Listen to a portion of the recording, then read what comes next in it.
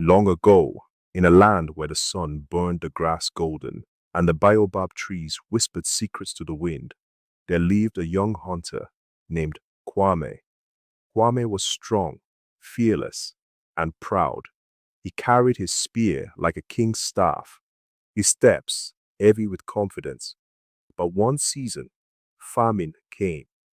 The skies gave no rain, and the earth cracked like broken clay pots.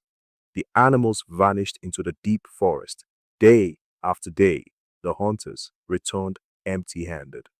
Children's stomachs growled like distant drums. Mothers hummed sorrowful songs. Elders gathered under the great tree, whispering prayers to the ancestors. Kwame looked at the faces of his people and clenched his jaw. I will not return empty-handed again, he said. I will bring meat, even if I must walk to the ends of the earth. For days, he wandered through thorny bushes, across rivers that had turned to dust. Hunger gnawed at his belly, but his pride pushed him on. Then, one afternoon, as the sun dipped low and the sky blushed red, Kwame stumbled upon something wondrous.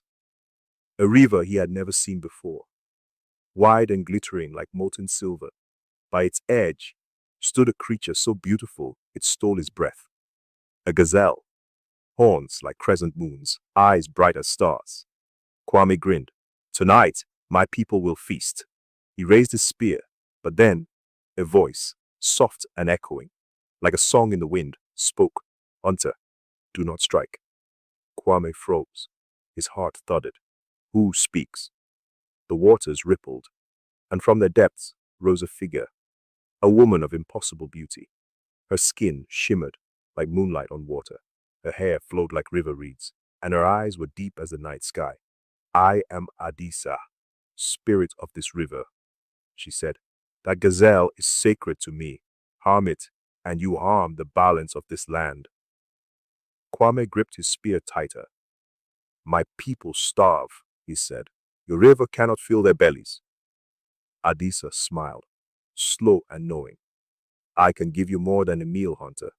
I can give you life, unending. If you promise me one thing. Kwame's breath caught.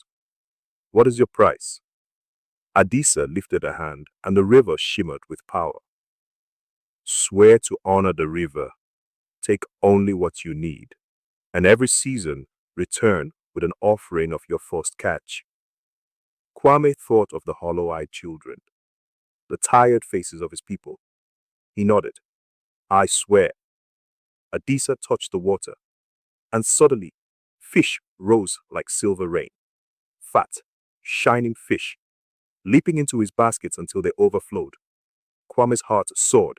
He filled his loads and ran home, his steps light as the wind. When Kwame returned, the village erupted in joy.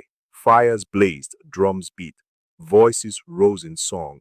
The people ate until their bellies were round. Kwame was a hero, the man who fed the dying, the hunter who saved them all.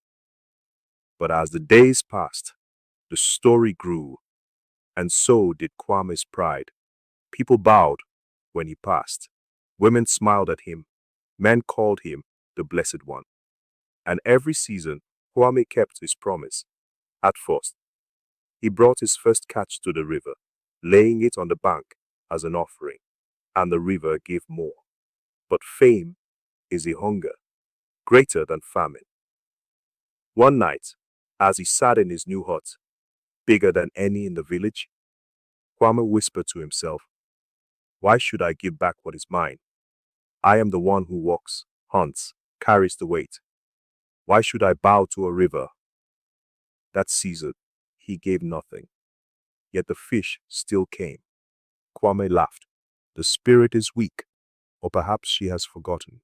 Next season, he took more, not for his people, but for himself. He traded fish for ivory, ivory for gold. Soon, his hut gleamed with wealth. Beads of amber clinked on his wrists. He wore the feathers of rare birds, the skins of lions. But the river was watching, always watching. One night, as Kwame feasted, the earth shuddered. Cups toppled, drums fell silent. The air grew heavy. thick as smoke. Outside, the river roared, louder than thunder, angrier than the sky. The villagers ran to Kwame's hut. "What have you done?" they cried. "The river is rising." And it was. A wall of black water, higher than the tallest tree, racing toward them like a beast unleashed. Kwame grabbed his spear, but what is a spear against the river? From the churning waters rose Adise, her eyes blazing like fire beneath the waves. "You broke your word, hunter.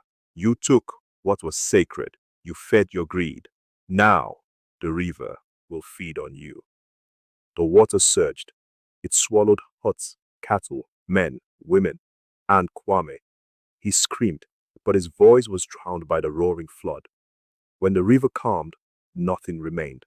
The village was gone, and where homes once stood, the river spread wide and silent.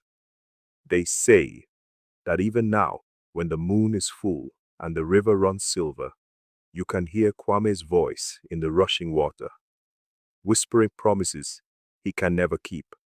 And the gazelle? It still walks the riverbank, horns glowing in the moonlight, untouched by any hunter's spear. Moral: a promise is not a feather, light and easy to lose. It is a stone. Drop it, and it sinks. Respect nature. Take only what you need. For greed may fill your hands, but it will empty your life.